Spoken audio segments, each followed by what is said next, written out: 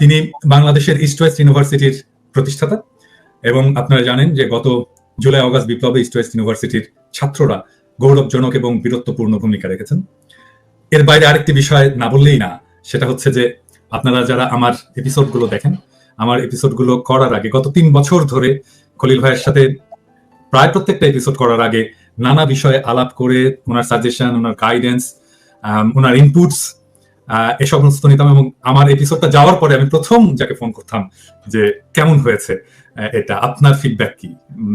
অধিকাংশ ক্ষেত্রেই উনি ভালো বলেছেন, বাট উনি ক্রিটিক করেছেন, সমালোচনা করেছেন, কোথাও বলেছেন যে এটা এভাবে না বলে। শুধু আমার ইউটিউবের ভিডিও না, আমার ফেসবুকের অ্যাক্টিভিটিসেও উনি অনেক জায়গায় মতামত দিয়েছেন, ক্রিটিক করেছেন, যেন আমরা এই অ্যাক্টিভিজমটাকে রাইট ডিরেকশনে নিয়ে যেতে পারি। তো অনেকেই বলেন আর কি যে আমার ভিডিওগুলো একটা বিধ্বংসী ভূমিকা ছিল। তো আমি যদি অর্জুন হয়ে থাকি তাহলে আমার পিছনের শ্রীকৃষ্ণ খলিল ভাই। খলিল ভাই, আপনাকে স্বাগতম আমার চ্যানেলে। আমরা খুবই আনন্দিত যে আজকে আপনি এসেছেন এবং আজকে আপনার কাছ থেকে আমরা শুনবো ভারত বাংলাদেশ কূটনৈতিক সম্পর্কের বিষয়। এবং আমার প্রথম প্রশ্ন যে হাসিনার শাসনামলে ভারত বাংলাদেশ সম্পর্ককে আপনি কিভাবে মূল্যায়ন করেন? আপনাকে অজস্র ধন্যবাদ আমাকে আমন্ত্রণ জানানোর জন্য। আপনি আমার সম্পর্কে যা বললেন আমি অভিভূত বোধ করছি, এর জন্য আমি তৈরি ছিলাম না। অর্জুনের জায়গায় আমি নাই, তবে জায়গায় আমি নাই, অর্জুনের জায়গায় আপনি 100 ভাগ। তো যেটুকু আমি বলবো যে গত 3 বছর ধরে আপনার এই ফ্যাসিবাদ বিরোধী আন্দোলনের জন্য আপনি যা কিছু করেছেন এবং বাংলাদেশের স্বাধীনতা এবং সার্বভৌমত্ব পুনরুদ্ধারে আপনার যে বিশাল ভূমিকা, তার নিত্যদিনের সাক্ষী কিন্তু আমি দেখেছি। অনেক সময় আপনি আমাকে ফোন করেছেন, তখন প্যারিসে 4টা বাজে রাতে, আপনি ঘুমান নাই, হ্যাঁ, কাজ করে গেছেন। পরের দিন কিন্তু 3.5 কাজ। আর আপনার কাজ তো আমি জানি, এটা একটা অত্যন্ত গুরুত্বপূর্ণ কাজ করেন আপনি লরিয়াল কোম্পানিতে। অনেকে বুঝবে না এই কাজের গুরুত্ব, বাট আই নো। আপনি আরেকটা কাজ করেছেন, সেটা হচ্ছে রাজনীতি থেকে শুরু করে কূটনীতি, অর্থনীতি ইত্যাদির জটিল বিষয় আপনি খুব প্রাঞ্জল ভাষায় ব্যাখ্যা করেছেন। সুনাগরিক হতে হলে, উত্তম নাগরিক হতে হলে, সচেতন নাগরিক হতে হলে এই জিনিসগুলো জানা, বোঝা, এগুলো আমাদের জন্য খুব প্রয়োজন। আপনি সেই হিসাবে একজন শিক্ষকের ভূমিকাও পালন করেছেন। তা এই আন্দোলনে, আপনার এই দীর্ঘ আন্দোলনে যার সমাপ্তি ঘটেছে ছাত্র জনতার বৈপ্লবিক অভ্যুত্থানে, আপনার যে অদ্বিতীয় অবদান, অনবদ্য অবদান, সেটা ইতিহাসে স্বর্ণাক্ষরেই লেখা থাকবে। আপনার প্রশ্ন উত্তর দেওয়ার আগে এই আন্দোলনে যারা শহীদ হয়ে, বিনম্র শ্রদ্ধা। যারা নির্যাতিত এবং আহত হয়েছেন তাদের প্রতি জানাচ্ছে সহমর্মিতা এবং সকল বিজয়ী বীরদেরকে জানাচ্ছি মোবারকবাদ। এর ভেতরে আমার ইউনিভার্সিটি, ওয়েস্ট ইউনিভার্সিটি, যার আমি একজন অন্যতম প্রতিষ্ঠাতা, তার ছাত্ররাও আছেন। আমি এর জন্য খুব গর্বিত বোধ করি। আপনার প্রশ্নে আসি। শেখ হাসিনার 15 বছর শাসনকালে বাংলাদেশের সাথে ভারতের যে সম্পর্কটা ছিল, সেটা কিন্তু স্বাভাবিক, সাধারণ অর্থে দুটো স্বাধীন দেশের ভেতরে দেওয়া নেওয়ার যে কূটনৈতিক সম্পর্ক, এটা সেরকম ছিল না। এটা ছিল শেখ হাসিনার সাথে ভারতের একটা বিশেষ বন্দোবস্ত। মোটা দাগে এইটাই ছিল এই সম্পর্কের প্রকৃতি। এবং এই সম্পর্কের টার্মস অফ এনগেজমেন্ট ছিল ভারত শেখ হাসিনার ক্ষমতায় থাকা নিশ্চিত করার সকল রকম চেষ্টা করবে এবং শেখ হাসিনা তার বিনিময়ে ভারতের বিভিন্ন স্বার্থ দেখবেন, বিশেষ করে নিরাপত্তা স্বার্থ। শেখ হাসিনার একটা কথাতেই কিন্তু এই সম্পর্কের নির্যাসটা ফুটে উঠেছে। তিনি বলেছিলেন যে আমি ভারতকে যা দিয়েছি তা চিরকাল মনে রাখবে। তিনি কিন্তু বলেননি যে আমি ভারত থেকে যা এনেছি বাংলাদেশের মানুষ চিরদিন সেটা স্মরণে রাখবে। তিনি বলেননি যে আমি বাংলাদেশের সকল নদীর জন্য পানির ন্যায্য হিস্সা আদায় করে আনতে পেরেছি। তিনি বলেননি আমি সীমান্তে ফেলানি থেকে শুরু করে বাকি যারাই নিহত হয়েছেন সেই হত্যাকাণ্ডগুলো বন্ধ করে দিয়েছি। তিনি বলতে পারেননি আমি ভারতের বাজার খুলে দিয়েছি, যাতে করে খুলে দেওয়ার বন্দোবস্ত করেছি যাতে করে বাংলাদেশের পণ্য অবাধে ভারতে প্রবেশ করতে পারে। তিনি এগুলো কিছুই বলতে পারেননি। তার কারণ হচ্ছে ওই যে বললাম টার্মস অফ এনগেজমেন্ট, তাতে এগুলো ছিল না যা দেবার। এবং সেই হিসাবে আমি বলবো যে শেখ হাসিনা এবং তার অনুসারীরা ভারতের স্বার্থের প্রতি অনুগত ছিলেন প্রধানত, এবং বাংলাদেশের স্বার্থ কার্যত তাদের কাছে গৌণ বলেই প্রতীয়মান হয়েছে। অন্তত এই সম্পর্কের ফলাফল থেকে আমরা সেই ধারণাই করতে পারি। এই সম্পর্কের সূচনা কংগ্রেসের আমলে। আমাদের মনে আছে 2014 সালের নির্বাচনের আগে, 2013 সালের ডিসেম্বরে সম্ভবত, ভারতের পররাষ্ট্র সচিব সুজাতা সিং ঢাকায় উড়ে এসেছিলেন মিস্টার এরশাদকে ঘাড় ধরে নির্বাচনে আসবার ব্যবস্থা তিনি করেছিলেন। আমরা দেখেছি সেটা, সেখান থেকে সেটা কিন্তু এই সম্পর্কের সূচনা লগ্নের একটা ঘটনা। এবং 14 সালের নির্বাচন কি হয়েছে সেটা আমরা জানি। এরপরে আমরা দেখেছি গত নির্বাচনে কিভাবে প্রেসিডেন্ট বাইডেনের বাংলাদেশে গণতন্ত্র পুনঃপ্রতিষ্ঠার যে এজেন্ডা ছিল সেটাকে ভারত কিভাবে ভণ্ডুল করে দিয়েছে, এবং এই কাজটাই এই দামি নির্বাচনের পথটা প্রশস্ত করেছিল। এটা আমরা সেই তো সেদিন আমরা দেখলাম। হাসিনা এবং তার অনুসারীরা এর জন্য বলেছে যে বাংলাদেশের স্বার্থের প্রতি চরম উদাসীনতা দেখিয়েছেন, এবং এই জন্যে তার দলের একজন প্রার্থী বলতে পেরেছিলেন যে আমি হাসিনারও প্রার্থী, ভারতেরও প্রার্থী। আপনি ভাবা যায় কথা, একটা স্বাধীন দেশে এরকম একটা কথা কেউ বলবে? এই বিশেষ বন্দোবস্ত হিসেবে বাংলাদেশ কেবল তার ন্যায্য যে প্রাপ্তি সেটা থেকে বঞ্চিত হয়েছে তা নয়, বাংলাদেশের রাষ্ট্রের এবং বাংলাদেশের জনগণের অপূরণীয় ক্ষতি হয়েছে। তাতে আমাদের স্বাধীনতা এবং সার্বভৌমত্ব বিঘ্নিত হয়েছে, আমাদের মানুষের গণতান্ত্রিক অধিকার, বাক স্বাধীনতা এবং অন্য সকল ধরনের স্বাধীনতা বিলুপ্ত হয়ে গিয়েছিল। এই সময় আমরা দেখি সার্বভৌমত্ব, জাতীয় মর্যাদা, যে তিনটা শব্দ আমরা সবসময় ব্যবহার করতাম, আমরা বলেছি এই কথাটি। দ্বিতীয়, এবং আপনি দেখেন ওই সময়টাতে যে ভয়াবহ রকমের অমানবিকতা হাসিনা সরকার প্রদর্শন করেছে সেটা আমরা আমাদের জীবিত স্মৃতিতে দেখি নাই। যে ধরনের অপরাধ সংগঠিত হয়েছে, আপনার ধরেন বিচার বহির্ভূত খুন, তারপরে আপনার গুম করে দেওয়া, ভুতুরে মামলা, লক্ষ লক্ষ, যারা আপনার বিরোধী মত বা বিরোধী দল দমনের এমন কোনো চেষ্টা নাই, করা হয় নাই। আপনি তো তার একজন ভিকটিম, থাকতে পারেননি দেশে। তো ধরেন এগুলো আয়নাঘর ভাবা যায়। আমার ওই আয়নাঘরের ছবিগুলো যখন দেখলাম, আমার নাৎসিদের কনসেন্ট্রেশন ক্যাম্পের কথা মনে হলো। আমাদের দেশের লোক হয়ে আমাদের দেশের মানুষকে এরকম একটা অবস্থায় ফেলে দেওয়া, আমি কিন্তু ভাই সেটা খুব একটা দেখি নাই। এছাড়া বাংলাদেশের অর্থনীতি আপনি চিন্তা করে দেখেন, ব্যাপক লুটপাট এবং টাকা পাচার করে আমরা আজকে এই অবস্থায় এসেছি। এই টাকাগুলো যদি বাংলাদেশে থাকতো, আমাদের রিজার্ভের কোনো সমস্যা থাকতো? আপনি বলেন। তো এই যে একটা ব্যবস্থা, এতে আমাদের যে সমস্ত ক্ষতি হলো সেই ক্ষতি অনেক কিছু পূরণ করা যাবে না। কিন্তু আয়রনিটা হচ্ছে, সুপ্রিম আয়রনি, এই এত সব আটঘাট বেঁধেও হাসিনা কিন্তু ক্ষমতায় থাকতে পারলেন না। তাকে অনেকটা চোরের মতো দেশ ত্যাগ করতে হলো, তার সমর্থকদের দলকে ভয় ভয় একটা বিপদে ফেলে দিয়ে। এই ধরনের কাপুরুষতা আমরা এরশাদের কাছেও দেখি নাই। না, এরশাদ অনেক সাহসী ছিল। এরশাদকে বলা হয়েছিল যে আপনি চলে যান, এরশাদকে কিন্তু প্রস্তাবটা দেওয়া হয়েছিল যে আপনি চলে যান, এরশাদ কিন্তু রাজি নাই। জি, তো দেখেন, আর অন্যদিকে ভারতও তো রাখতে পারলো না এই ব্যবস্থাটা। বাংলাদেশের ছাত্র জনতার শক্তির সামনে টিকতে পারলো না। এটা কিন্তু একটা ইম্পর্টেন্ট জিনিস। এবং ভারত সংক্রান্ত বিভিন্ন রকমের ভয় টয় ছিল মানুষের ক্ষেত্রে, সবগুলো কেটে গেল। তো আমার মনে হয় যে এটা ভারতের পররাষ্ট্রনীতি এবং বাংলাদেশ নীতির জন্য বড় রকমের একটা ধাক্কা। এটা ঠিক যে এটা তো ধাক্কা, অবশ্যই ধাক্কা। তো এখন ভবিষ্যতে এরপরে আমাদের পররাষ্ট্রনীতি বা ভারত নীতি কিভাবে নতুন ভাবে বিন্যাস হবে, আপনার কি মত? ভারত কি করবে সেটা সম্পর্কে কিছু আন্দাজ করতে পারি। আমি আমার দীর্ঘ কর্মজীবনে বিভিন্ন ভারতীয় ডিপ্লোম্যাট, অনেক নামি দামি ডিপ্লোম্যাটের সঙ্গে সান্নিধ্যে এসেছি, তাদের সঙ্গে কাজ করেছি। আমার ধারণা ভারতে বিজ্ঞ অভিজ্ঞ ব্যক্তিবর্গ আছেন নীতি নির্ধারণ মহলে, তারা নিশ্চয়ই অনুধাবন করছেন যে বাংলাদেশে একটা ব্যাপক পরিবর্তন হয়ে গেছে এবং ওই পরিবর্তন, এটা আগের অবস্থায় ফেরত যাবে না। There will be no business as usual. কিন্তু এই জিনিসটা তাৎক্ষণিকভাবে মেনে নেওয়াটা কিছু অসুবিধা আছে, কিন্তু অন্যদিকে মেনে না নিলে পরে একটা দীর্ঘমেয়াদে টেকসই প্রতিবেশী সুলভ সম্পর্ক তৈরি করার কাজটাও দীর্ঘতর হবে, দুষ্কর হবে, অন্যান্যরাও এর ভেতরে ঢুকে যাবে, কাজটা কষ্টকর হবে ভারতের জন্য। যেটা বললাম, ভারতের হাসিনার এই পতন ভারতের জন্য একটা নীতি বিপর্যয়। আমরা কংগ্রেসের আগে এটা শুরু হয়েছিল, কিন্তু এটা শেষটা হলো মিস্টার মোদির আমলে। যে কোনো সরকারের জন্য এই ধরনের একটা বিপর্যয় মেনে নেওয়া কঠিন, দেশের জনগণের জন্য মেনে নেওয়া কঠিন। এবং একটা জিনিস খেয়াল করবেন, মিস্টার মোদি কিন্তু এখন নিরঙ্কুশ ক্ষমতার অধিকারী না, তিনি একজন কোয়ালিশন সরকারের প্রধান। ভারতের কোয়ালিশন সরকারগুলোর আগে কি পরিণত হয়েছে আমরা তো জানতাম। তো এই জিনিসটা মেনে নেওয়া, বাংলাদেশের পরিবর্তন মেনে নেওয়া, বাংলাদেশের এই নীতি বিপর্যয় ভারতের, এটা মেনে নেওয়া তার জন্য রাজনৈতিকভাবে খুব সুখপ্রদ নাও হতে পারে। এর জন্য আমার ধারণা ভারতের এক ধরনের পরিকল্পিত অস্বীকৃতি বা ক্যালকুলেটেড ডিনায়াল সেটা চলছে। এটা শুরুটা কিন্তু আমরা আন্দোলনের সময় থেকেই দেখতে পেয়েছিলাম। আপনার খেয়াল আছে যে বাংলাদেশে নিযুক্ত ভারতের শীর্ষ ডিপ্লোম্যাটরা, সাবেক শীর্ষ ডিপ্লোম্যাটরা, অনেক অনলাইন অফলাইন কমেন্টেটররা যখন এই আন্দোলন একটা অপ্রতিরোধ ক্যারেক্টার বা চরিত্র ধারণ করত, তখন তারা সবাই সমস্যারে বলে এইটা সব মৌলবাদীদের কাজ, বাংলাদেশ জঙ্গিদের হাতে পড়ে যাচ্ছে এবং এটা আফগানিস্তান হবে ইত্যাদি ইত্যাদি। এগুলো হচ্ছে ক্যালকুলেটেড ডিনায়াল। এই জিনিসটা এখনো রাহুল গান্ধী এখনো বলেছে উগ্রপন্থার উত্থান হচ্ছে আমেরিকায়।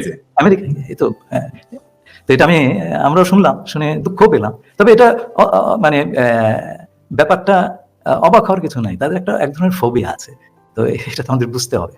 আর তাদের ফোবিয়াটা কি, তাদের ভয়টা কি বাংলাদেশকে নিয়ে? না, তাদের ভয়ের ব্যাপার তো না, এটা স্বার্থের ব্যাপার। আমি আসবো সেই জায়গাটাতে। আচ্ছা, তারা যেভাবে সাজিয়েছিল, যে যত্নে সাজিয়েছিল একটা জিনিস এবং তার স্বার্থের জন্য, বিশেষ করে নিরাপত্তার স্বার্থ, উত্তর পূর্বাঞ্চলের নিরাপত্তার স্বার্থ, সেইটা হাসিল করার জন্য যেই জিনিসটা সাজিয়েছিল তাসের ঘরের মতো ভেঙে গেল, সাস্টেইন করতে পারলো না, এটা ধরে রাখতে পারলো। এই যে জিনিসটা, যে এটা যে সাস্টেইনেবল না, এটা যে কোনো আক্কেল জ্ঞান সম্পন্ন মানুষই তো এটা বুঝবে। এরা কেন বুঝলো না? তাহলে এত পড়াশোনা, এত ডিপ্লোমেসি, এত কিছু শিখে লাভ হলো কি? ভাই, নিজের বাহাদুরের আমি জারি করছি না। আপনার খেয়াল আছে 3টা বছর ধরে আমি এই এক কথাই বলেছি। আপনি আমাকে জানতে চেয়েছেন প্রথমে, ভাই এটা টিকবে? আমি বললাম না, এটা তো ঠিক জিনিস না, আমি এরকম দেখি নাই তো, এগুলো হয় না। একটা স্বাধীন রাষ্ট্রকে আপনি এভাবে ট্রিট করতে পারেন? আমার এখন আপনার সেই টোনটা আমার কানে বাজে, ভাই এটা টিকবে না, এটা টিকবে না, ঠিক এটা টিকান না। কিন্তু এটা কেন তারা বুঝতে পারলো না? এটা হচ্ছে মানে ধরেন আমরা তো তাদেরকে নানা ধরনের, একটা দেশের মানুষ তীব্রভাবে ভারত বিরোধী হয়ে উঠছে এবং এই রেজিমটা এত অজনপ্রিয়, এটা যে কোনো মুহূর্তে এটা কোলাপস করবে, এরকম একটা অবস্থা তারা বুঝতে পারলো না। এর মধ্যে আমরা ভারতীয় পণ্য বয়কটের আন্দোলন করলাম, যেটা বিপুলভাবে জনপ্রিয় হয়ে গেল, তারপরেও তারা কেন বুঝতে পারলো না? আপনাকে বলি, একে তো হচ্ছে অজনপ্রিয়তা, এই ব্যাপারটা আছে। আপনার মানুষের গণতন্ত্রের অধিকারটা আপনি কেড়ে নেবেন, মানুষ বসে বসে আঙুল চুষবে, অত্যাচারিত হবে, কিছুই বলবে না, এটা তো মানা যায় না। একটা জিনিস মনে রাখতে হবে, বাংলাদেশ কিন্তু এই উপমহাদেশের একমাত্র দেশ যে যুদ্ধ করে স্বাধীন হয়েছে। কোনো আলোচনার টেবিলে বসে স্বাধীনতা অর্জন হয়নি। এবং আপনি দেখবেন প্রতিটি প্রজন্ম একটা বড় আন্দোলনের ভেতর দিয়ে গিয়েছে। আমাদের যখন স্কুলের বয়স, ক্লাস 10-এ পড়ে, ম্যাট্রিক এসএসসি দিব, সেই সময় আইয়ুব বিরোধী আন্দোলন হলো, আমরাও এই ফারহানের মতো রাস্তায় নেমেছি। তো জিনিসটা হচ্ছে, পাকিস্তানিরা আমাকে গুলি করে নাই, কিন্তু আমাদের দেশের বাহিনী ফারহানকে গুলি করেছে। এটা কিন্তু খেয়াল রাখবেন, এই পর্যায়ে চলে গেছিল জিনিসটা। 90-তে এরশাদ বিরোধী আন্দোলন, আপনি গেছিলেন। আজকে এত বড় একটা আন্দোলন হলো। এই ধরনের আন্দোলনের, এই ধরনের যুদ্ধ করার, লড়াই করার, লড়াকু মনোভাব, এইটা এই উপমহাদেশে কারো নাই। এর জন্য আপনার যা নাই, আপনি সেটা বুঝবেন কি করে? এক্স্যাক্টলি। এটা আমি আমার এপিসোডেও বলেছি যে মানে রাষ্ট্র বিপ্লব কি, অভ্যুত্থান কি, আন্দোলন কি, এই জিনিসটা ভারতের লোকজন জানে না। মানে height of their what should I say revolutionary zeal হচ্ছে নকশাল মুভমেন্ট। তো আমরা সবাই অ্যাপ্রিশিয়েট করি এবং আমরা এটা অবশ্যই এটাকে, এই স্পিরিটটাকে আমরা সকলেই অ্যাপ্রিশিয়েট করি, বাট স্টিল নকশাল মুভমেন্ট আমাদের যে কোনো একটা ছোটখাটো আন্দোলনের সাথে তুলনীয়। তো আপনি যে কথা বললেন যে ভারত এই কাজটা করলো কেন, এটা একটা ইতিহাস আছে। এই ইতিহাস আমরা আমাদের কার্যকালের সময় জেনেছি। আমার 2জন মেন্টর ছিলেন ফরেন অফিসে, হুমায়ুন রশিদ চৌধুরী সাহেব, আমি ওনার প্রাইভেট সেক্রেটারি ছিলাম উনি যখন ফরেন মিনিস্টার ছিলেন, এবং ব্যারিস্টার AK মোর্শেদ, বাংলাদেশের পররাষ্ট্র মন্ত্রণালয় এর চাইতে বড় পণ্ডিত ব্যক্তি কখনো আসেন নাই। উনি যে এসছেন, আমি অবাক হয়েছি, এই ধরনের অফিসার আমাদের ছিলেন। এবং তাদের কাছ থেকে আমি ভারতের ব্যাপারে অনেক কিছুই শুনেছি। আপনাকে একটা জিনিস বলি, 1962 সালে চীন ভারত আক্রমণ করে, এবং সেই আক্রমণের সময় এক পর্যায়ে চীনা সৈন্য আসামে ঢুকে যায়। তো আকাশবাণীতে তখন একজন খবর পড়তেন, বিজেন বোস সম্ভবত নাম, উনি ভেবে বলতেন, আকাশবাণী খবর পড়ছেন বিজেন বোস, আমার সেই কথাটা মনে আছে। উনি বলেছিলেন আসামে আমাদের সৈন্যরা সম্মানজনকভাবে পশ্চাৎ অপসরণ করেছে, মানে ভেঙে গেছে। তো ওই সময় পণ্ডিত নেহেরু খুব বিচলিত হয়ে পড়েন। নয়াদিল্লিতে আমেরিকান অ্যাম্বাসেডর ছিলেন বিখ্যাত অর্থনীতিবিদ, হার্ভার্ডের প্রফেসর জন কেনেথ গলব্রেথ, আমরা ওনার বই পড়েছি। তিনি ছিলেন প্রেসিডেন্ট জন এফ কেনেডির ব্যক্তিগত বন্ধু। তো তার মাধ্যমে পণ্ডিত নেহেরু প্রেসিডেন্ট জন এফ কেনেডিকে একটা অনুরোধ করতে বলেন পাকিস্তানের প্রেসিডেন্ট আইয়ুব খানকে, যাতে পূর্ব পাকিস্তানের তদানীন্তন পূর্ব পাকিস্তানের ভেতর দিয়ে ভারতীয় সৈন্য চলাচলের অনুমতি দেওয়া হোক। তো আইয়ুব খান আরেক কাঠি সরস, উনি বললেন যে আমরা তো আমেরিকার সামরিক জোটে আছি, সিটো সেন্টো, হ্যাঁ ওনাদেরকে আসতে বলেন, আমরা খুলে দিব। তো পণ্ডিত নেহরু তো তখন জোট নিরপেক্ষ আন্দোলনের নেতা, আমেরিকার এখনো তো আমেরিকার সঙ্গে ওনার কোনো জোটে যাননি, যার কারণে আমেরিকা তাদেরকে অ্যালাই মনে করে না, পার্টনার মনে করে, তাই না? ওই যে ঘটনা, পণ্ডিত নেহরু এরপরে কিন্তু বেশি দিন বাঁচতে পারেননি। অনেকে বলেন ওই ঘটনার একটা প্রভাব তার উপরে পড়েছিল। তো ধরেন তার কন্যা যখন দেখলেন বাংলাদেশ যুদ্ধের সময়, তারা একটা সুযোগ পেলেন বাংলাদেশকে ওই ব্যবহার করা সেভেন সিস্টারের সঙ্গে সংযোগের জন্য, সেই সুযোগটা হাতছাড়া করতে চাইলেন না। এই জন্য বাংলাদেশের প্রবাসী সরকারের সঙ্গে তারা একটা 25 বছরের চুক্তি করেছিলেন। এই চুক্তির কথা আমি হুমায়ুন রশিদ চৌধুরী সাহেবের কাছ থেকে শুনেছিলাম। উনি তখন দিল্লিতে প্রবাসী সরকারের প্রতিনিধি। প্রবাসী সরকারকে তখন ভারত স্বীকৃতি দেয় নাই, হ্যাঁ, সরকার হিসেবে আমলে নেয় নাই। তারপরে তার সঙ্গে এই চুক্তিটা করে। চুক্তি করার পরে অ্যাক্টিং প্রেসিডেন্ট সৈয়দ নজরুল ইসলাম সাহেব, খুব সজ্জন ব্যক্তি ছিলেন, উনি অজ্ঞান হয়ে পড়েন। চুক্তিটা এতই আত্মঘাতী ছিল। তো পরে শেখ মুজিব এসে তার পরিবর্তন ঘটান। একটা ক্রেডিট আমাদেরকে শেখ মুজিবকে দিতেই হবে, সেটা হচ্ছে বাংলাদেশ থেকে ভারতের সৈন্য দলকে বাড়িতে পাঠিয়ে দেওয়া, এই কাজটি তিনিই করেছিলেন। এবং বাংলাদেশে সেই সময় আর কোনো ব্যক্তিত্ব ছিল না যারা এই দুঃসাধ্য কাজটি পারতেন। এবং বাংলাদেশকে স্বাধীন একটা দেশের ভিত্তিতে প্রতিষ্ঠা করার জন্য এটা একটা অত্যন্ত বড় কাজ ছিল। এই কথাটা কিন্তু আমাদের ভুলে চলবে না। তো যাই হোক, এই যে বাংলাদেশের ভেতর দিয়ে একটা করিডোর পাওয়ার আকাঙ্ক্ষা, এটা কিন্তু ভারতের আজকের নয়, অনেক দিনেরই, সে 62 সাল থেকে। এই কথাটা আমাদের বুঝতে হবে। তো এই যে বাংলাদেশের সঙ্গে যে সিকিউরিটি অ্যারেঞ্জমেন্ট হলো, হাসিনাকে ক্ষমতায় রাখা ইত্যাদি, তো ভারত যে এক ঝুড়িতে সব ডিম রেখে দিল, সেটার ওই আমার মনে হয় অ্যাবাইডিং রিজন হচ্ছে ওই যে আপনার একটা ট্রমা, 62 সালের ট্রমা যায়নি তো।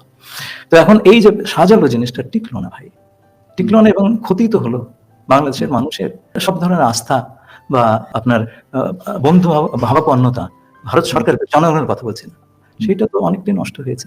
এতে ভারতের ক্ষতি হলো বলে আমি মনে করি। তবে আমার ধারণা যে অন্তর্বর্তীকালীন সরকার যেহেতু দীর্ঘস্থায়ী নয়, ভারত এই মুহূর্তে তার সম্পর্ক যে আমূল পরিবর্তন করবে তা নয়, এটা তারা হোল্ডিং অপারেশন হিসেবে রেখে দিবে, যাতে বাংলাদেশ থেকে ভারতের জন্য কোনো ক্ষতিকর ঘটনা না ঘটে, তার চেষ্টা তারা করবে, এবং করাটাই স্বাভাবিক। এবং যতটুকু সুবিধা শেখ হাসিনা আমলে পেয়েছে তারা, সেগুলো বজায় রাখার জন্য নানা রকম চাপ দেবে, এবং চাপ দেওয়া জন্য তাদের সহায়তাকারী তো অভাব নেই। 15 বছর ধরে এই দেশে করেছে। এটা কত কিছু আছে, আমি কারো নাম বলবো না, কিন্তু সেটা আপনার অবজারভেশন, আমি এই বিষয়ে কমেন্ট করতে চাচ্ছি না। কিন্তু আমি যেটা বলবো সেটা হচ্ছে যে একটা পর্যায়ে গিয়ে ভারতের উপলব্ধি হবে যে বাংলাদেশের উপর তাদের যে সবচেয়ে বড় নির্ভরতা, সেটা হচ্ছে 7 রাজ্যে 7 সিস্টার্স এর যে নিরাপত্তা এবং স্থিতিশীলতা, সেটার জন্য বাংলাদেশের সহায়তা, এইটা তাদের বাংলাদেশের কাছে তার চাইতে বড় ঠেকা। এই জিনিসটা করা বাংলাদেশকে বাদ দিয়ে খুব দুষ্কর এবং ব্যয় সাপেক্ষ। যদি বাংলাদেশের মাধ্যমে সেটা করিয়ে নিতে পারে, তাহলে তার জন্য সুবিধাজনক। শুনেন, যার স্বার্থ নিয়ে শেষে আসে, আপনি যদি ভারতের জুতোয় আপনার পা দুটো দিয়ে দেখেন, তাহলে এটা আপনার কাছে একটা খুব জিনিস মনে হবে, তাই না?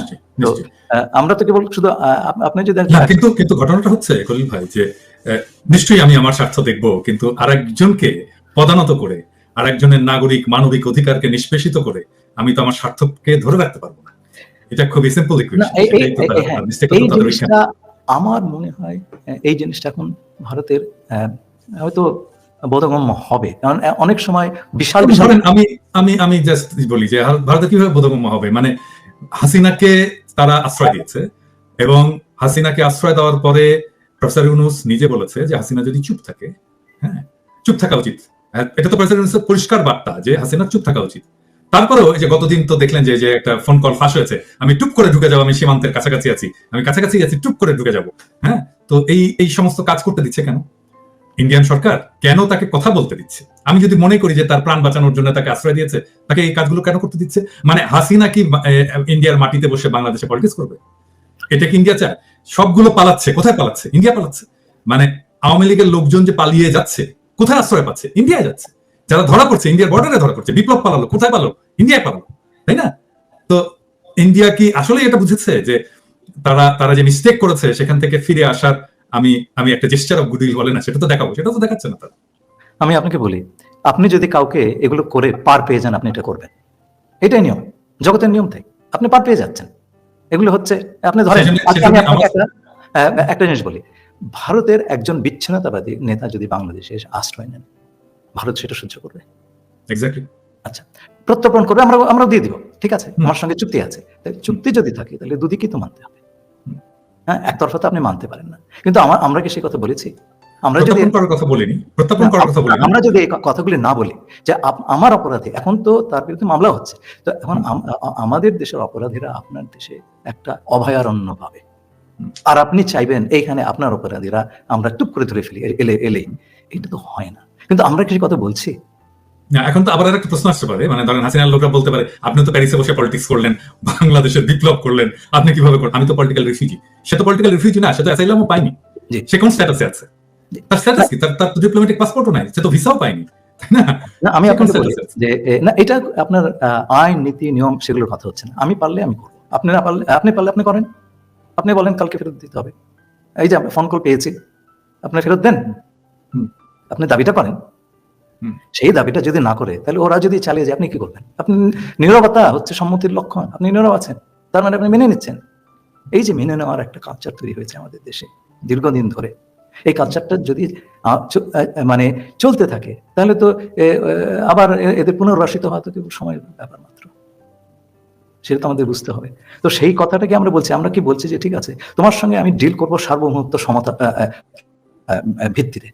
আমি জানি তোমার চাইতে আমার শক্তি কম, তোমার চাইতে, কিন্তু কেবলমাত্র শক্তির বিচার দিয়ে দুটো দেশের সম্পর্ক হয় না। তুমি আমার সঙ্গে চুক্তি করেছো, বন্দি প্রত্যর্পণের চুক্তি, আমি এই চুক্তি মানবো, তোমার দেশের মন্দ লোক আমার দেশে এলে আমি ফেরত দেবো, কিন্তু আমি চাই যে তুমিও এই চুক্তি একইভাবে মান্য করো। এই কথাটা তো আমাদের বলতে হবে। আমি যদি একটা জিনিস দাবি না করি, আমি যদি চুক্তির আমার দিকটার কার্যকারিতা দাবি না করি, আমাকে কে দেবে ভাই? এটা তো দুনিয়ার নিয়ম। তো আপনি যেমন একটা ভাড়া বাসায় আছেন, ভাড়া দিচ্ছেন, আর বাড়িওয়ালা কিছু বলছে না, আপনি কি করবেন? ভাড়া দিবেন না, তাই না? না, এখন ধরেন আমরা এখন এই যে ভারতের সাথে আমাদের সম্পর্ক, আমরা সেটাকে কিভাবে পুনর্বিন্যাস করি?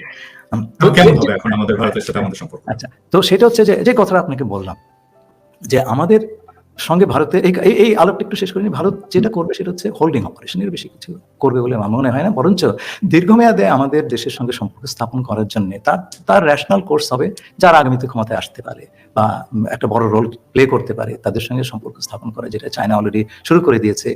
তারপরে তাদের যারা অনুগত অনুসারী, যারা আপনার এখন ক্ষমতা থেকে ছিটকে পড়েছে, তাদেরকে পুনর্বাসন দেওয়া এবং ভবিষ্যতে ক্ষমতার কাছাকাছি নিয়ে আসা, এই ধরনের চেষ্টা করবে। এবং যে কোনো একটা দেশ অন্য দেশে তার বন্ধু বা অন্য লোকজন ক্ষমতার কাছাকাছি থাকুক, সেটাই চায়, এটি তো স্বাভাবিক কথা, আমাদের সেটা বুঝতে হবে।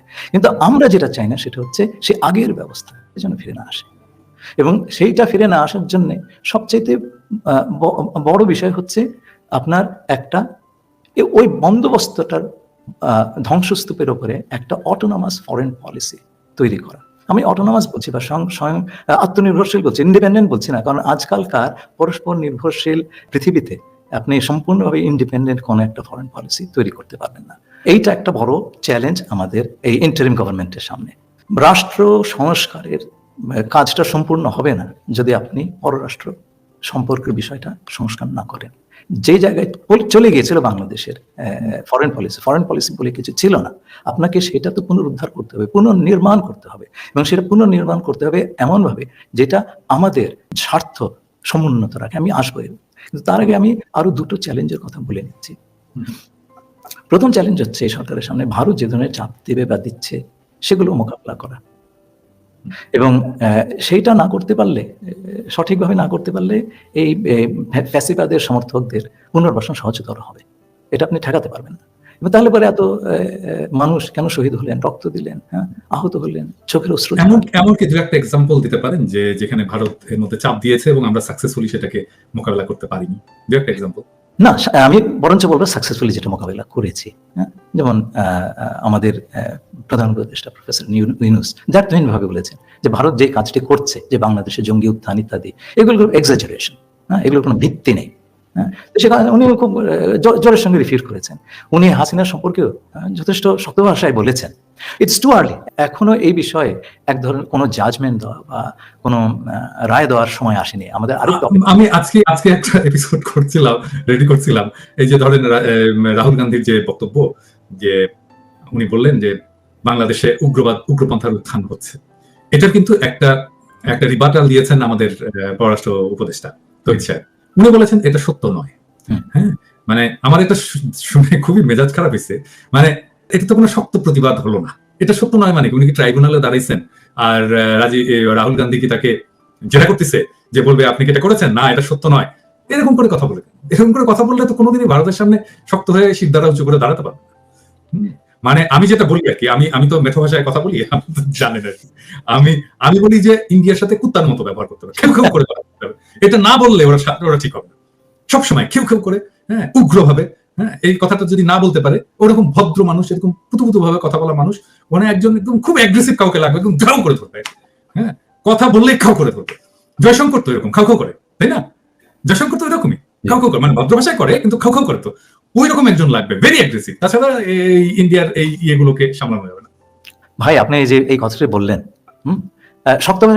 শক্ত ভাষায় আপনি দেখেন না, আমি তো আমেরিকায় থাকি। আমেরিকা সবচেয়ে শক্তিশালী দেশ পৃথিবীতে। সে অর্থনীতি বলেন, সমর শক্তি বলেন, তো সেই দেশের পক্ষে খুব শক্ত ভাষায় কথা বলা সম্ভব। আমাদের সমস্যাটা কোথায় জানেন? 15 বছর ধরে আমরা এক ধরনের ভোকাবুলারি বা ভাষায় অভ্যস্ত হয়ে গেছে, যেমন বন্ধু দেশ, রাইট, এই ধরনের ভাষা, তাই না? আচ্ছা, এবং এক ধরনের ভারত ভীতির রেশ রয়ে গেছে, এখনো রয়ে গেছে বাংলাদেশ। হ্যাঁ, মনে করতো যে র মানে একেবারে জেমস বন্ড, রয়ের এজেন্ট মানে একজন জেমস বন্ড। হ্যাঁ, কিন্তু আমরা তো এইটা ভুলে যাচ্ছি কেন, যে এত সব জিনিস টিকলো না আমাদের ছাত্রদের সামনে। এটা তো ভুলে গেলে হবে না, তাই না? তো এই জন্য আমার মনে হয় যে কথাটাতে আমি একটু পরে আসবো, নতুন ফরেন পলিসির কথা আমি আসবো সেটাতে।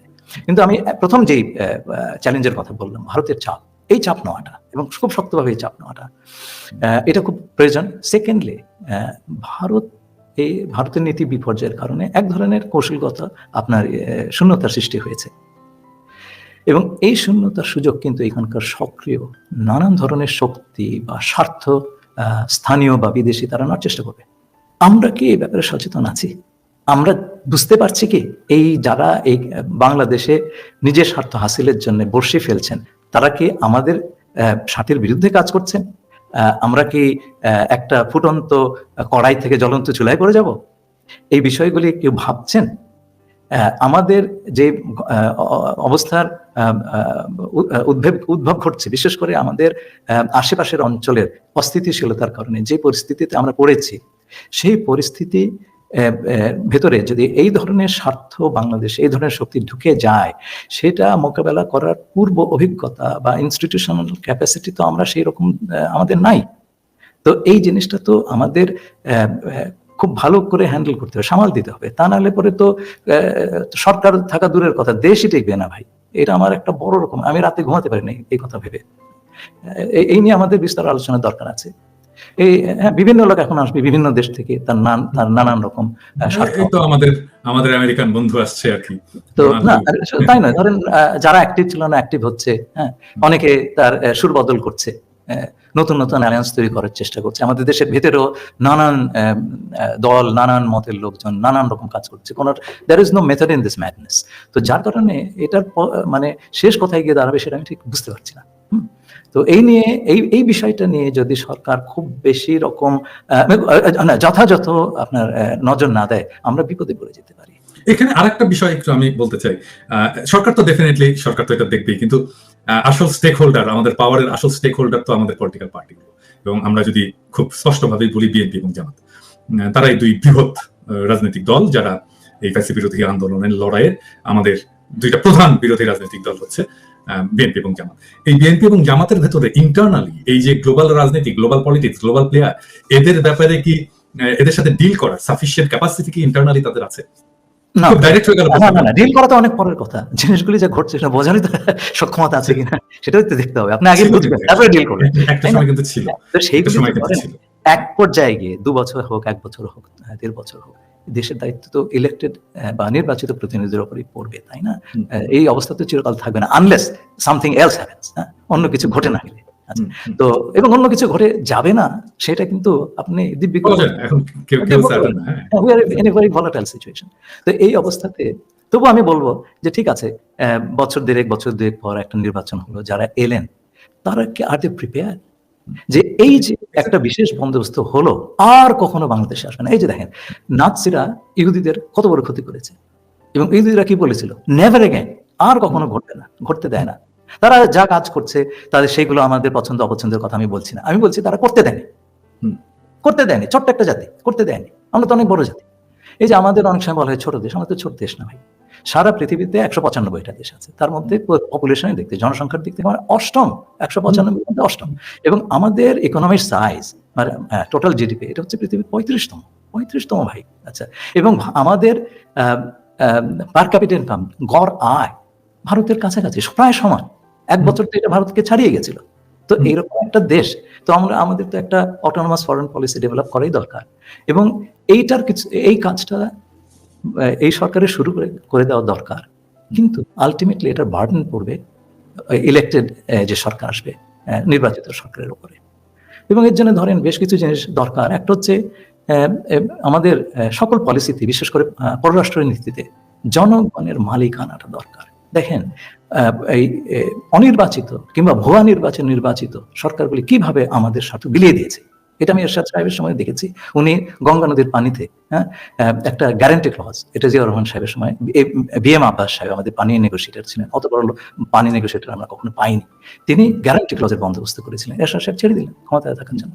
তারপরে গত 15 বছর দেখেছি আমাদের যে সমস্ত স্বার্থ কিভাবে বিলিয়ে দেওয়া হয়েছে, এটা যেন গণিমতের মান। হ্যাঁ, তো এই জিনিসটা যেন না হয়, অনির্বাচিত সরকার কিংবা ভুয়া নির্বাচিত সরকার যেন না আসে, আমার মনে হয়। এবং এর জন্য তত্ত্বাবধায়ক সরকার ফিরিয়ে আনা দরকার। এবং আমি আরেকটা অবজারভেশন দিব, 2001 সালে যে তত্ত্বাবধায়ক সরকার হয়েছিল তার প্রধানের প্রাইভেট সেক্রেটারি হিসেবে আমি দেশে ফেরত গিয়েছিলাম জাতিসংঘ থেকে। আমি সামনে থেকে দেখেছি যে ওই নির্বাচন কিংবা রাজনৈতিক দলগুলোর বিহেভিয়ার ইত্যাদি। আমাদের দেশে দেখবেন আপনি প্রত্যেকটা 2001 সালে আপনি এর প্রাইভেট সেক্রেটারি ছিলেন, প্রধান উপদেষ্টা। হ্যাঁ, সেই কারণে আমি একেবারে সামনের রো থেকে দেখেছি কি ঘটে। তো আমাদের ভাগ্য ভালো, আমরা একটা নির্বাচন করে, আমরা বলতে হবে সরকার একটা নির্বাচন করে সব সম্মানে স্থান ত্যাগ করতে পেরেছিল। আপনি এক জায়গায় ঢুকলেন, তার চেয়ে বড় জিনিস হচ্ছে আপনি সম্মান সহ বেরিয়ে যেতে পারলেন কিনা, সেই কাজটা সম্ভব হয়েছিল। তো ধরেন এই যে প্রত্যেকটা তত্ত্বাবধায়ক সরকারের সময় আপনি দেখবেন আগের সরকারটা ফেল করে গেছে, তারা পাশ করতে পারে নির্বাচন। কারণটা কি জানেন? আমার ধারণা 5 বছর লম্বা সময়, প্রথম 2 বছর তারা যে সমস্ত ওয়াদা করেছিল সেগুলো পালন করার চেষ্টা করে, তারপরে মাঝপথে পথ হারিয়ে ফেলে, নানান রকম দুষ্কর্মে নেমে পড়ে। 5 বছরের বদলে আমেরিকার মতন 4 বছরের নির্বাচন হলে তাহলে পরে দেখবেন আপনি 2 বছর ঠিক মতন কাজ করছে, তারপর তো নির্বাচন এসে যাচ্ছে পরবর্তী 2 বছর, তখন ওই ক্ষমতা হারানোর ভয়টা খুব থাকবে। এবং আমার মনে হয় আমি 4-5টা নির্বাচনে এই 4 বছর মেয়াদী সরকার দরকার হবে, যাতে করে মানুষ তার ইচ্ছা মতো সরকার প্রতিষ্ঠা করতে পারে, এবং সরকার যদি দুষ্কর্ম করে তাকে চটজলদি ফেলে দেওয়ার একটা গণতান্ত্রিক ব্যবস্থা তার হাতে থাকে। তো যেটা হচ্ছে জনগণের কর্তৃত্ব নিশ্চিত করা। এই জনগণই কিন্তু এই হাসিনার সঙ্গে ভারতের বন্দোবস্তকে আপনার উৎখাত করেছিল। এই জনগণকে অন্য কেউ পারে নাই ভাই। তো সুতরাং এই জনগণকে বাদ দিয়ে আপনি পররাষ্ট্রনীতি করবেন, টিকবে না, আপনি দেশ বিক্রি করবেন। তো সেইটা হচ্ছে 1 নম্বর। 2 নম্বর হচ্ছে এফেক্টিভ ডিটারেন্স, মানে আপনাকে কেউ যদি আক্রমণ করতে আসে তার 5 বার চিন্তা করতে হবে যে আমি অক্ষতভাবে ফেরত যেতে পারবো কিনা। হ্যাঁ, তো এই ডিটারেন্স, আমি দীর্ঘকাল কাজের উপলক্ষে সুইজারল্যান্ডে ছিলাম, সেখানে দেখেছি প্রাপ্তবয়স্ক সকলেরই মিলিটারি ট্রেনিং, পুরুষদের জন্য আপনার কম্পালসারি, বাধ্যবাধকতা, মেয়েদের জন্য ঐচ্ছিক বা ভলান্টারি। এইরকম একটা সুইজারল্যান্ড একটা ছোট্ট দেশ, আপনি দেখেন ইউরোপের মাঝখানটা একটা ছোট্ট দেশ, তার সে আপনার যুদ্ধ বা সামরিক প্রিপারেশনে খুব বেশি খরচ না করে এই কাজটা করেছে। প্রত্যেকটা মানুষকে সে এনেবল করেছে, তাকে সামর্থ্য দিয়েছে দেশকে বাঁচানোর, এবং আমাদের দেশকে রক্ষা করার যে স্পৃহা সাধারণ মানুষের, জনগণের, সেটা আমরা দেখলাম ভাই। তো সেই জনগণকে আপনি, সেই বিশেষ করে যুব সমাজকে আপনার এনেবল করতে হবে। এই দেশকে দুর্যোগের সময়, এই যে বন্যার সময় আমরা দেখলাম, ট্রাফিক নিয়ন্ত্রণের সময় দেখলাম, যে কোনো দুর্যোগের সময় আমার দেশ আক্রান্ত হলেও তারা যেন দেশের জন্য দাঁড়িয়ে যেতে পারে। এই জিনিসটা যদি বাইরের শত্রুরা জানে বা মিত্ররা জানে, তারা আমাদের সঙ্গে দুষ্কর্ম করার আগে 3 বার চিন্তা করে দেখবে। 3 নম্বরটা হচ্ছে ফরেন সার্ভিস। আমাদের ফরেন সার্ভিসে, আমি তো সেই সার্ভিসের লোক, খুব মেধাসম্পন্ন ছেলে প্রতি বছর যায়, কিন্তু যখন দেখবেন সর্বোচ্চ লেভেলে ডিপ্লোমেসি নাই, দেশ বিক্রি করার চেষ্টাই হচ্ছে আসল, তখন ডিপ্লোমেসি কিন্তু কিছু বিশেষ করার থাকে না, চাকরি করতে হয় বেচারাদের পারে। কিন্তু একটা অটোনমাস ফরেন পলিসি, যেখানে আমাদের দেশের স্বার্থটা হবে প্রধান, যেখানে যে কোনো দেশের সঙ্গে আমার পার্টনারশিপ হবে স্বার্থের ভিত্তিতে, কোনো বন্ধু শত্রু বলে কিছু নাই। এই যে সকলের সঙ্গে বন্ধুত্ব শত্রুত্ব এগুলো হয়েছিল কোল্ড ওয়ারের সময়, আমাদের তো জন্ম কোল্ড ওয়ারের সময়, সেখানে পৃথিবীটা দুটো ভাগে ভাগ ছিল, হ্যাঁ, পুঁজিবাদী সমাজবাদী ভাগ। যারা সেই একটাতেও যেতে চায়নি তারা জোট নিরপেক্ষ করেছে, এবং তাদের নীতি ছিল সমদূরত্ব বজায় রাখা জোটের থেকে, সবার সঙ্গে বন্ধুত্ব, কারোর সঙ্গে শত্রু না, কাউকে আমি খাপাবো না। সেই দিন গত হয়ে গেছে, তো আমাদের চিন্তা পাল্টায় নাই, চিন্তা তো বদলাতে হবে। এখন হচ্ছে যে আপনার স্বার্থগত নৈকট্য, আমি যেটাকে একটা সাম্প্রতিক নিবন্ধে বলেছি ভ্যারিয়েবল জিওমেট্রি। যার সঙ্গে আমার স্বার্থের ব্যাপার আছে তার সঙ্গে আমি কাজ করব, তার সঙ্গে আমার স্বার্থের নৈকট্য থাকবে। আর যার সঙ্গে আমার স্বার্থের বিরোধ হবে তার সঙ্গে স্বার্থগত দূরত্ব থাকবে। আমাদের সকল কিছুই হবে আমাদের জাতীয় স্বার্থকে সর্বোচ্চ আদায় করা। এর বাইরে ফরেন পলিসি আর কোনো কিছু, সব দেশে তাই করছে আজকাল, বা এর বাইরে আর কোনো কথা নাই।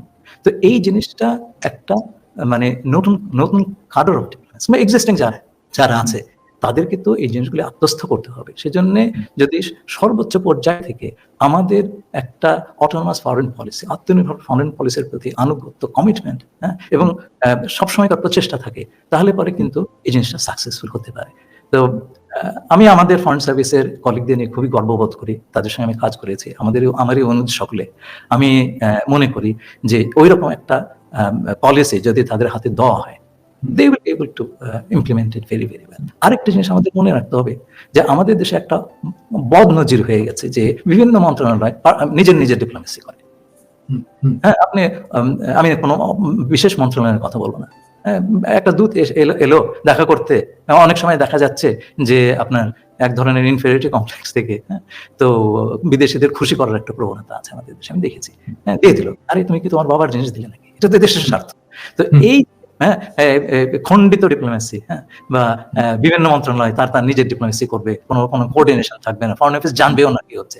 আমি আমার পলিটিক্যাল স্বার্থে গিয়ে নিচ্ছি, আরেকজন সেটা আমাদের অন্য জায়গায় বিক্রি করে দিচ্ছে বা কম্প্রোমাইজ করে দিচ্ছে, এটা তো চলবে না। তো এই একটা সমন্বিত মেকানিজম দরকার, সেই মেকানিজমটা আমরা তৈরি করিনি কখনো, যে আমাদের ফরেন পলিসি সেটা আপনার কূটনৈতিক হোক, রাজনৈতিক হোক, অর্থনৈতিক হোক, কমার্শিয়াল হোক, হ্যাঁ, যেটাই হোক, সামরিক কূটনীতি হোক, সামরিক কূটনীতি তো কেবলমাত্র জেনারেল সাহেবরা চালাবেন তা তো নয়, it's part of overall diplomacy, connect করতে হবে তো সবগুলিকে। তো এই যে এই সমন্বয়ের কোনো বন্দোবস্ত বাংলাদেশে পর্যন্ত করা হয়নি। এখন আমার মনে হয় এই কাজটাও এই সরকার করে যেতে পারে, একটু নতুন মেকানিজম, যাতে করে আমরা এই যে আজকে বিভিন্ন শক্তি বিভিন্নভাবে বাংলাদেশে ঢুকে পড়ছে, এখন যদি সকল আপনার প্রধান স্তম্ভ সরকারের, যেমন সামরিক বাহিনী কিংবা ধরেন ফরেন অফিস কিংবা হোম মিনিস্ট্রি, তারা যদি একসঙ্গে বসে এই জিনিসটা বোঝার চেষ্টা করে, তাহলে তার ইফেক্টিভনেস অনেক বেশি হবে। খণ্ডিতভাবে এটা তো হবে না ভাই, হয়তো কাজটাই হবে না। তো এই জিনিসটা আমাদের বোঝবার সময় হয়েছে এবং এই কাজটা করবার সময় হয়েছে। আচ্ছা, ইফেক্টিভ ডিটারেন্স বলে আপনি বললেন যে বাধ্যতামূলক সামরিক ট্রেনিং, যেটা আমরা অনেকেই প্রমোট বলছি, সেটা তো আছেই। আর অন্য কিছু কেউ বলতে চান না, আমি জানি না কেউ বলতে চান না কেন। মানে ধরেন আমার মিলিটারি মাইট নিয়ে আমি কেন বলবো না, আমার মিলিটারি মাইট কেমন হতে পারে। হ্যাঁ, যেমন আমি আমার একটা এপিসোডে বলেছি যে আমাদের লং রেঞ্জ মিসাইল লাগবে, এমন রেঞ্জের মিসাইল লাগবে যে মিসাইলটা দিল্লিতে আঘাত আনতে পারে। মানে ডেফিনেটলি আমি তো আমার উপরে আক্রমণ করলে আমি যেন ওখানে মারতে পারি, সেই ব্যবস্থাটা যেন আমার থাকে। তো এটা কি হতে পারে না মানে এফেক্টিভ ডিটারেন্স?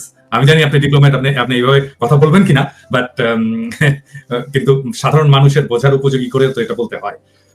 আমি যে কথাটা বলবো যে এগুলো তো ডিটেইলের ব্যাপার, আমি যে কথাটা বলবো যে আমাদের এমন কিছু করা উচিত, এমন পর্যায়ে করা উচিত যাতে আমাদের পর আঘাত করার আগে কেউ আঘাত করার 100বার চিন্তা করে যে এটা সামাল দিতে পারবো কিনা।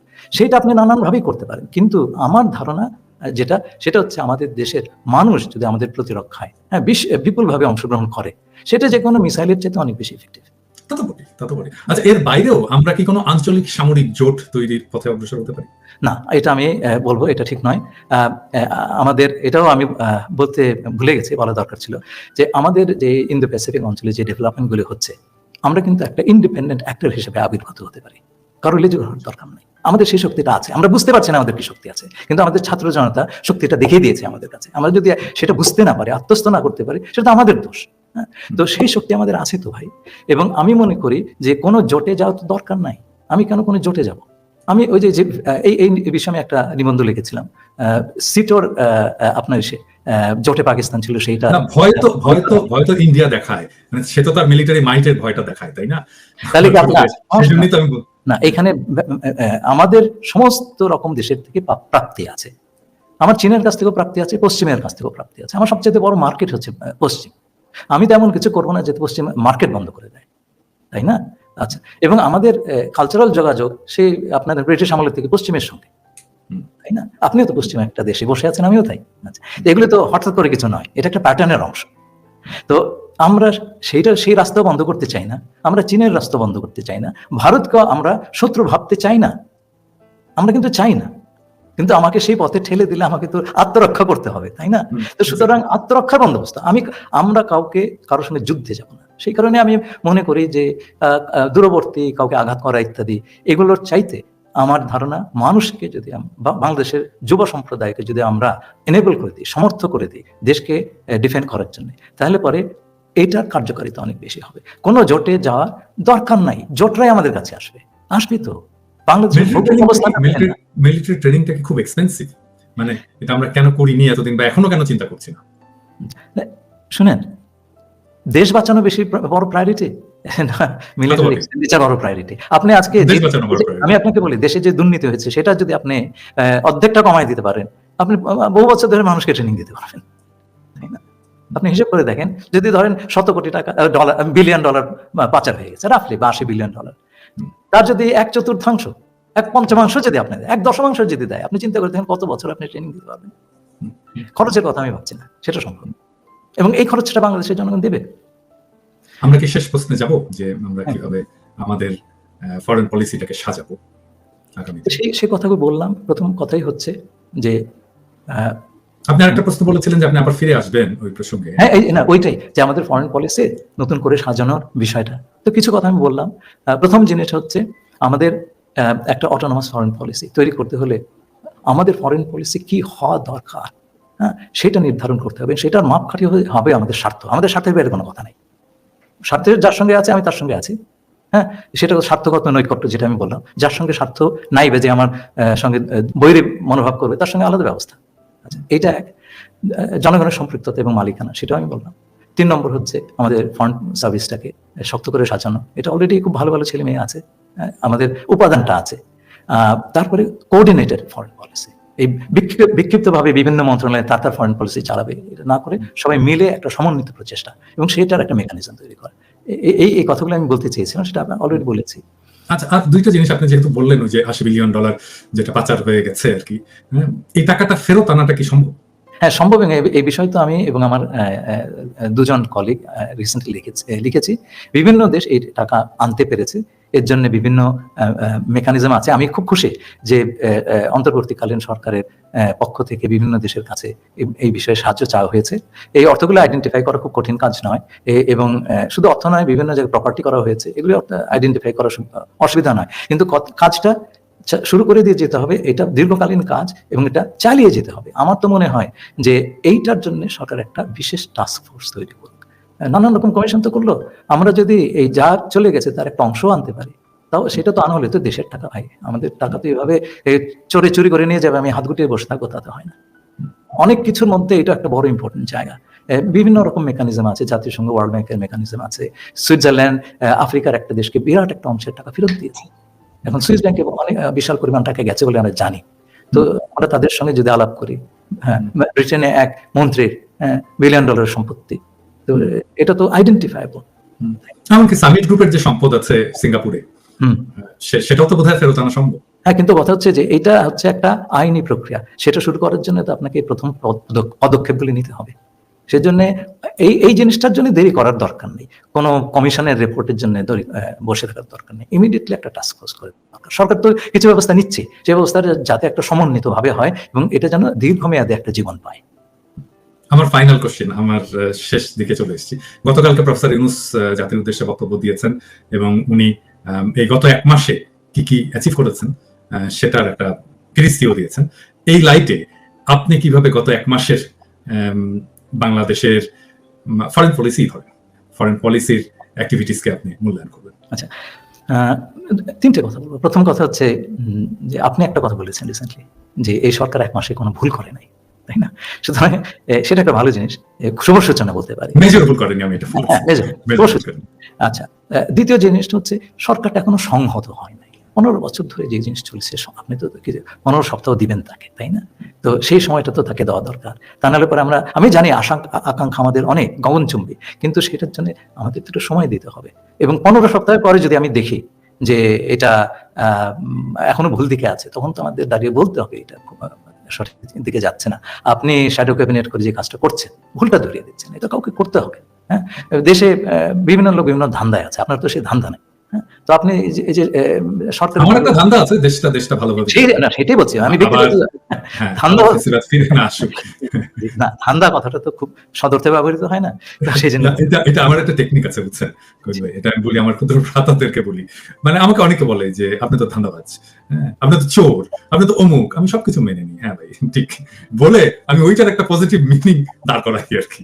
হ্যাঁ, তো আপনি তো সুযোগ সন্ধানী, তো এই সমস্ত যখন বলে তখন ওইটার একটা পজিটিভ মিনিং দাঁড় করা, ওইটাকে ব্যাখ্যা করি। তাছাড়া তো উপায় নাই, কারণ বাংলাদেশে যেভাবে আমরা আমাদের ভোকাবুলারি তৈরি করেছি এবং এক্সপেকটেশন তৈরি করেছি, সেটা হচ্ছে যে আপনাকে ঋষি হতে হবে, ঋষিতুল্য মানুষ হতে হবে, এবং আপনার কোনো এটা আমাদেরকে বলতেন, আমাদের রাজনীতির মারা গেছেন ভদ্রলোক, খুব স্নেহ করতেন, কমিউনিস্ট পার্টির রাজশাহীর নেতা ছিলেন, রাজশাহী ইউনিভার্সিটির টিচার ছিলেন, নাসির ভাই। উনি হচ্ছেন কবি রফিকের ছোট ভাই। তো উনি আমাদেরকে এটা শেখাতেন আর কি। উনি বলছিলেন যে বুঝছো, যে বাংলাদেশের মানুষ রাজনীতি করতে আসলে তখন মনে করবে যে এই লোকটা ঋষি, এর কোনো দোষ ত্রুটি নাই, একেবারে পয়গম্বর, ওর হাগামতাও নাই। তো ওইরকম আর কি। তো যে নেগেটিভ মিনিং দিয়ে মানুষকে থামিয়ে দেওয়ার চেষ্টা করা, ওইটাকে একটু রিডিফাইন করা এবং এই অ্যাপ্রোচটাকে চেঞ্জ করার জন্য আমি বলি। যাই হোক, বলেন প্লিজ। প্রথম কথা হচ্ছে তারা বড় ধরনের ভুল করেন নাই। আর আমি 15 সপ্তাহ সময় দেব। আমি খুব খুশি হলাম প্রফেসর ইউনূসের একটা কথা শুনে যে আমাদের অধৈর্য হওয়া দরকার। হ্যাঁ, অধৈর্য হওয়া দরকার, অধৈর্য হব। আচ্ছা, খুব ভালো লাগলো শুনে। তো আমি আপনারা অধৈর্য হবেন না এটা আমি বলবো না। হ্যাঁ, তো যাই হোক, ওনার ডিটারমিনেশন যে কতটুকু, তার একটু আমি টের পেয়েছিলাম। বহুকাল আগে আমি তখন নিউ ইয়র্কে বাংলাদেশ মিশনে উনি এসেছিলেন, তো আমার উপর দায়িত্ব পড়লো ওনাকে এয়ারপোর্টে পৌঁছে দিতে। তো ওনার 1988-89 ঘটনা। তো ওনার প্রায় 1-1.5 ঘন্টা গাড়িতে নিরবচ্ছিন্ন সময় পাওয়ার সৌভাগ্য তো একটা বড় ভাগ্য।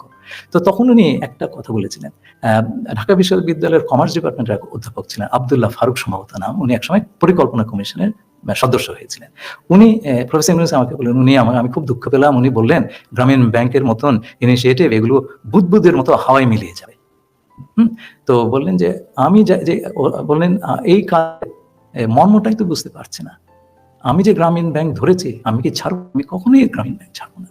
দেখেন, উনি কখনো ছাড়েন নাই, ওনাকে ছাড়ানো হয়েছে। এই যে কমিটমেন্ট, লেগে থাকা, উনি লেগে থাকবেন, এটা আমি নিঃসন্দেহ উনি লেগে থাকবেন। কথা হচ্ছে যে আমরা কি লেগে থাকবো কিনা, তাই না? তো ওই যে ম্যানেজমেন্ট স্টাইল, আমি তো ওনার সাথে কাজ করছি, আপনি জানেন, তো ওনার যে ম্যানেজমেন্ট স্টাইল এটা ইউনিক, কোয়াইট ইউনিক। এটা ওনার সাথে যারা কাজ না করেছে এটা বুঝতে পারবে না। এবং আমি যখন উনি কথা বলেন, মানে কোনো একটা প্রসেসের কথা বলেন, উনি যে এটা কিভাবে বলছেন এবং এই কাজটা কিভাবে করবেন, এটা আমি তখন বুঝতে পারি। মানে উনি বিটুইন দ্য লাইনস আমি পড়ে ফেলতে পারি। ধরেন আমি একটা এক্সাম্পল দিই, যে ছাত্রদের সাথে মিট করলেন না, উনি বললেন না যে মাসে অন্তত একটা করে চিঠি দিও। হ্যাঁ, তো আমি তখন এর সাথে কানেক্ট করলাম। আমি তো ওনার হেলথ প্রোগ্রামের কোঅর্ডিনেটর ছিলাম। তো এই বিভিন্ন স্বাস্থ্য কেন্দ্র থেকে মাসিক প্রতিবেদন একটা করে পাঠাতে হতো আর কি। এইটা প্রফেসর ইউনূস নিজে পড়তেন, প্রত্যেকটা নিজে পড়তেন, আমি এটা কম্পাইল করতাম, করে ওনাকে পাঠাতাম। হ্যাঁ, এবং শুধু তাই না, তখন স্বাস্থ্যকেন্দ্র তো কম ছিল, তো সেটা তো উনি পড়তেনই। এমনকি উনি সিলেক্ট করে বিভিন্ন গ্রামীণ ব্যাংকের যে ব্রাঞ্চ গুলো আছে, ওই ব্রাঞ্চ ম্যানেজার যে রিপোর্টটা পাঠাতো মাসিক প্রতিবেদন, এবং একটা ধরেন 10 পৃষ্ঠা ধরে সেটা উনি পড়তেন, পড়ে নোট দিতেন। হ্যাঁ, এটা কোয়াইট ইউনিক। এটা এই ম্যানেজমেন্ট স্টাইল আমি কোথাও দেখিনি। ওই চিঠি লিখো, একটা করে চিঠি লিখো, অনেকে বলছেন যে একটা করে চিঠি লিখো, উনি পড়বেন, উনি এটা পড়বেন, এবং এটা আমি জানি উনি এটা পড়বেন। হ্যাঁ, উনি কাজটা এভাবেই করেন। সেজন্য কেউ যখন বলে, আমি তখন বলি যে আপনি ইমেল করেন না কেন, ওনাকে জানান, প্রফেসর ইউনূসকে জানান, উনি এটা দেখবেন, পড়বেন। আমি আপনাকে বলি, আমরা অভ্যস্ত হয়ে গেছি সেই ব্রিটিশ আমলের কলোনিয়াল ঔপনিবেশিক আপনার শাসন পদ্ধতিতে। কয়েকটা বদলায় নাই, কিন্তু বাংলাদেশ, ভারত, পাকিস্তান কোথাও বদলায় নাই। সেই মান্দাতার আমলের সিআরপিসি দিয়ে দেশ চলছে। তো এখন ধরেন, উনি একটা বই লিখেছিলেন, খুব দামি বই, এটা আমার ডেস্কে সবসময় থাকতো। পথের বাধা সরিয়ে নিন, মানুষকে মানুষকে এগোতে। এগোতে। হ্যাঁ, এই এক কথাতে উনি আমাদের সরকারের প্রকৃতির কথা বলে দিয়েছিলেন। ঔপনিবেশিক আমলের সবচাইতে বড় দিকটা ছিল পথের বাধা, মানুষকে এগোতে দিত না। তো ওনার আমলে আমি এইটুকু আশা করব যে সরকারের যে কর্মপদ্ধতি সেটা কিছুটা পরিবর্তন হলেও হবে, সরকার কিছুটা গণমুখী হবে, সরকার মানুষের কাছাকাছি পৌঁছানোর চেষ্টাটা করবে। উনি যদি সেইটা দিয়ে যেতে পারেন, আমাদের প্রত্যাশা তো অনেক, তাই না? কিন্তু এইটুকু যদি দিয়ে যেতে পারেন, মানে দেশের ওপরে মানুষের মালিকানার প্রতিষ্ঠা করা, সেইটার কাজটা যদি কিছুটা এগিয়ে নিতে পারেন, আমি বলবো উনি 1000% সাকসেসফুল, 100% না, 1000% সাকসেসফুল। এবং আমাদের খুবই সৌভাগ্য, আমি এখানে থাকি আমেরিকাতে, আমি জানি সারা দুনিয়াতে ওনার সুনামের কথা। আমরা এমন একটা লোক পেয়েছিলাম, ওনার বিরুদ্ধে আরো কিছু কেউ যদি বাইরে থেকে কিছু করতে চায় সুবিধা করতে পারবে না, এটা আমাদের জন্য বড় রক্ষা কবচ। সুতরাং আমি মনে করি ওনাকে সব ধরনের সহায়তা করা উচিত, উনি যাতে সফল হন। হ্যাঁ, উনি ওনার যাতে টিকে থাকতে অসুবিধা না হয়, এমন কিছু আমরা যাতে না করি যে ওনার চলে যেতে হয়। হ্যাঁ, তো এইটা আমাদের নিশ্চিত করতে হবে। না, আবার হয় কি যে আমি তো আবার বলেছি, ঘোষণা দিয়েই তো বলেছি যে আমি বিরোধী দলের দায়িত্ব পালন করব, এবং আমি তো ক্রিটিসিজম করি। হ্যাঁ, তো আবার অনেকে মনে করে যে আমি যে এখন ক্রিটিসিজম করছি, আমি কি এই সরকারের বিরুদ্ধে, আমি কি প্রফেসর ইউনূসের বিরুদ্ধে। এরকম আজকে সকালে আমার এক বন্ধু ফোন করলো, হ্যাঁ, যে ফোন করে বললো যে কি অবস্থা, কোথায় যাচ্ছে। আমি ওকে এক বাক্যে বললাম, ভালো দিকে যাচ্ছে, ভালো দিকে যাবে। আমি যতই ক্রিটিসিজম করি না কেন, ক্রিটিসিজমটার লক্ষ্যটা হচ্ছে যে আর কেউ যেন না করে ক্রিটিসিজমটা। হ্যাঁ, এবং সরকার যেন সঠিক রাস্তায় থাকে, যে রাস্তায়। এই 5.5 মিনিটের আলাপের সময় তো আমরা সেই কথাটাই দুজনে আমরা আলাপ করেছি যে অন্য কারো হাতে এই বেসামাল সমালোচনার ভারটা দেওয়া যাবে না, একটা গঠনমূলক সমালোচনা, এবং এর মাধ্যমে একটা দৃষ্টান্ত উপস্থাপন করা হচ্ছে যে এই ধরনের সমালোচনা সম্ভব। হ্যাঁ, সরকারকে গালাগালি না করে, তার যে আপনার গালাগালি লাইসেন্স আছে, আমার নাই।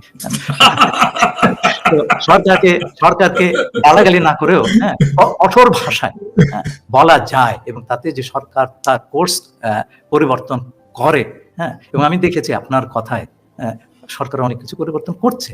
এইটা কিন্তু একটা ভালো সরকারের লক্ষণ, যে ভালো সমালোচনা এসছে, আমরা সেটার রেসপন্স করবো না কেন? হ্যাঁ, এই যে খোলাখুলি ভাবে কাজটা করা, এবং সবটাই তো দেশের স্বার্থে। ভাই, আমাদের উনিও এই বয়সে সারা জীবন তো সততার সঙ্গে কাটিয়েছেন, তাই না? এই বয়সে তো ভালো কাজ করবেন। আমরাও মনে করি যে ওনার নেতৃত্বে আমরা একটা জায়গায় পৌঁছে যেতে পারবো। সবচেয়ে বড় কথা হচ্ছে রাজনৈতিক নেতৃত্ব সেইখান থেকে সেই ভারটা হাতে নিয়ে সেই পথে আমাদেরকে আরো এগিয়ে নিয়ে যেতে পারবে কিনা, এই পরীক্ষাটা কিন্তু আমরা 2 বছর রাজনৈতিক দলগুলিকে, তারা কি করছে? তারা কি ক্ষমতায় যাওয়ার জন্য হামলে পড়ছে? তারা কি এখনই আওয়ামী লীগ বিতাড়িত হয়েছে বলে চাঁদাবাজিতে নেমে পড়লে তার দল কি করছে সেটা বন্ধ করার জন্য? আমরা দেখবো সেটা। দলগুলি রেসপন্সিবল। এটার ব্যাপারে আমি একটু বিনয়ের সাথে রাজনৈতিক দলগুলোকে বলতেই চাই, হ্যাঁ, যে রাজনৈতিক দলের যে ইন্টেলেকচুয়াল ক্যাপাসিটি, এটাতে তো আমাদের অনেক ইমপ্রুভ করতে হবে। হ্যাঁ, প্রত্যেকটা রাজনৈতিক দল। হ্যাঁ, দেখুন না, 2 বছর লম্বা সময় ওনারা বিভিন্ন স্তর থেকে, আমাদের দেশে মেধাবী লোকের অভাব নেই, তো দেশে বিদেশে সব জায়গাতেই আছেন। আমি একটা বিশ্ববিদ্যালয়ে ট্রাস্টি বোর্ডের মেম্বার, সেটা একজন প্রতিষ্ঠাতা। আমি জানি যে মেধা আছে আমাদের দেশে। এই মেধা না থাকলে ছাত্র আন্দোলন করতে পারতো না, ভাই। আচ্ছা, এবং বিদেশে যে কি পরিমাণ মেধা সেটাও আমি জানি। তো এই মেধার যদি তারা মোবিলাইজ করে এবং সে গতানুগতিক রাজনীতিতে না যায়, একটা ব্রেইন ট্রাস্ট তৈরি করে প্রত্যেকটা দল, হ্যাঁ, যে সেই ব্রেইন ট্রাস্ট তাকে বিভিন্ন সেক্টরে কি করতে হবে সেই উপদেশটা দেবে, এবং সরকার দলের কর্তা ব্যক্তিরা সেটা শুনবেন, এবং মানুষ দেখবে যে তারা শুনছেন। এই কাজ না করলে পরে তো আমরা সেই আগের জায়গায় পৌঁছে যাওয়ার জন্য কিন্তু মানুষ শহীদ হয় নাই, রক্ত দেয় নাই, ওই ইন্টেলেকচুয়াল অ্যাসেটটা যদি ডেভেলপ না করে রাজনৈতিক দলগুলো, তাহলেই বিপদ। মানে ধরেন আমি যদি বলি আর কি, ধরা যাক যে বিএনপি ক্ষমতায় গেল, তাহলে আমাদের বাণিজ্য মন্ত্রী কে হবে? কেউ কি বলতে পারবে? মানে এটা কিন্তু আমাদের বলতে পারা উচিত ছিল, তাহলেই বুঝতে পারতাম যে বিএনপি প্রিপেয়ার্ড। না, হয় কি, আমি আপনাকে বলি, আগামী 1 বছরের ভিতরে যদি বিএনপি বা জামাত বা অন্যান্য দল এসে আমাদের এই শ্যাডো ক্যাবিনেটটা নিয়ে নেয়, আমি খুব খুশি হব। আপনারা নেন? অবশ্যই। আমরা কেন এই কাজটা দীর্ঘদিন করবো? এটা তো ঠিক না। আপনারা নেন, আপনারা দেশ চালাবেন, আমরা তো যাচ্ছি না, তাই না? আপনারা চালান, আমাদের ক্ষমতার লোকটাও নাই। আপনারা চালান, আমরা দূর থেকে দেখবো, ভালো কাজ করলে হাত তালি দেবো, খারাপ কাজ করলে সমালোচনা করবো। কিন্তু আপনারা দেশ চালাবেন অথচ এখন থেকে দায়িত্ব নিবেন না, এটা তো হয় না। 2 বছর আপনাদের প্রিপারেশন টাইম।